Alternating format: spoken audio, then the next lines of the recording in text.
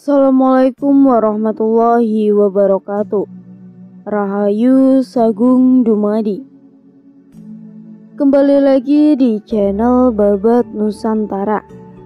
Pada kesempatan kali ini, saya akan menceritakan sejarah mengenal Putri Champa, istri Brawijaya kelima yang populer. Tidak usah berlama-lama lagi, mari kita masuk ke ceritanya.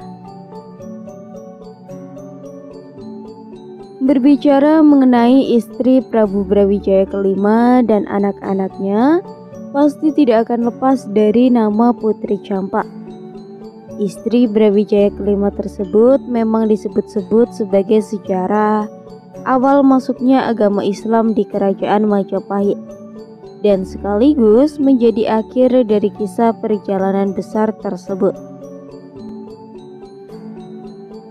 Dalam beberapa kisah disebutkan bahwa Kerajaan Majapahit mengalami keruntuhan saat masa kepemimpinan Brawijaya kelima. Pada masa ini, Brawijaya kelima memeluk agama Islam karena ingin menikahi Putri Champa. Sejak saat itu, keberadaan Brawijaya kelima tidak diketahui dan Kerajaan Majapahit juga berakhir. Asal Putri Champa.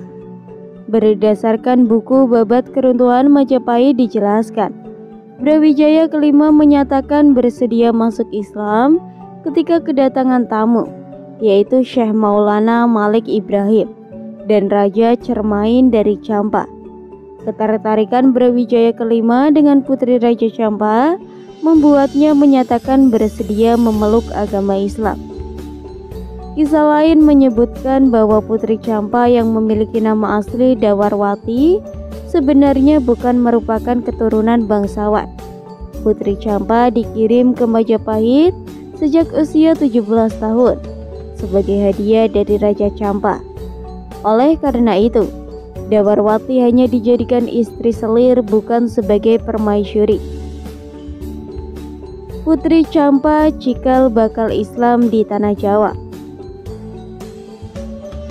Keberadaan istri Brawijaya kelima yang menjadi selir raja ini akhirnya mengundang para imigran Muslim dari Champa datang ke Majapahit.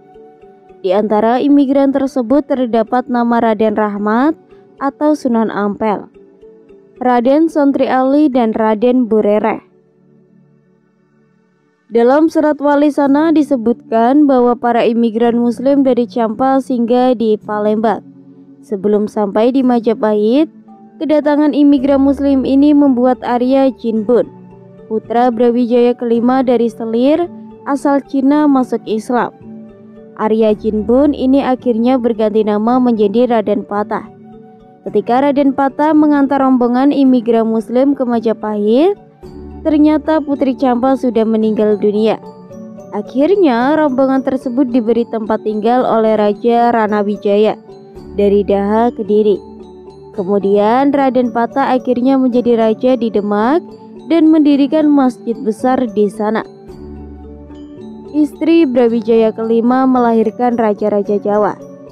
Meskipun Putri Champa disebut-sebut sebagai istri yang paling dikenal, tetapi sebenarnya istri dari raja terakhir Majapahit ini bukan hanya Putri Champa. Dalam kisahnya, istri-istri dari Brawijaya kelima nantinya akan melahirkan raja-raja Islam dari Jawa lainnya. Pernikahan Brawijaya kelima dengan Damarwati atau Putri Champa melahirkan anak perempuan bernama Retno Pambayun atau dikenal dengan Putri Pembayun. Putri Pembayun akhirnya menikah dengan Pangeran Adayadiningrat yang merupakan penguasa kerajaan Pengging. Istri Prabu Brawijaya kelima lainnya adalah seorang putri China yang bernama Siun Banci. Siun Banci merupakan putri seorang pedagang sekaligus ulama Etens Tionghoa yang bernama Tan Gowat. Siun Banci juga dikenal dengan nama Tang Eng, Kian atau Putri China. Dari pernikahan Brawijaya kelima dengan Putri Cina lahir Jinbun atau Praba atau Raden Bagus Kasan. Raden Bagus Kasan ini nantinya berganti nama menjadi Raden Patah yang merupakan pendiri kerajaan Demak. Raden Patah juga dikenal sebagai menantu Sunan Ampel, salah satu penyebar agama Islam di tanah Jawa. Istri lainnya dari Brawijaya kelima adalah Dewi Wandan Kuning yang dinikahi karena wangsit saat Brawijaya kelima menderita sakit parah. Dengan Dewi Wanda Kuning, Brawijaya memiliki seorang putra bernama Raden Bonan Kejawan.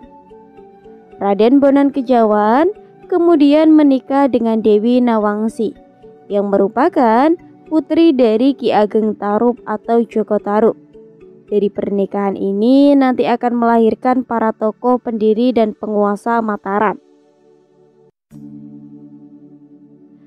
Kerajaan Majapahit memang mengalami keruntuhan pada masa pemerintahan Brawijaya kelima. Meskipun demikian, para istri Brawijaya kelima telah melahirkan putra-putri yang menjadi cikal bakal raja-raja besar di tanah Jawa. Sedikit tambahan keterangan. Ada juga versi yang menyebutkan bahwa Jinbun alias Raden Patah merupakan anak dari Putri Champa, bukan anak dari Putri Cina, seperti informasi yang disebutkan di atas.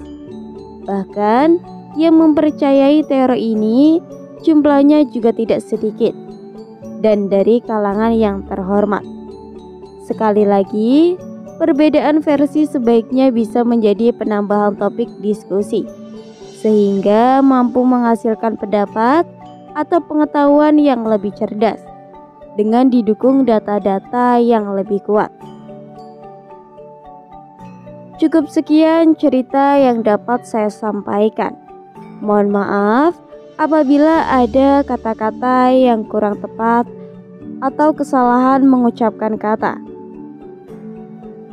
Tetap dukung channel Babat Nusantara dengan cara like, komen, dan subscribe. Saya pamit.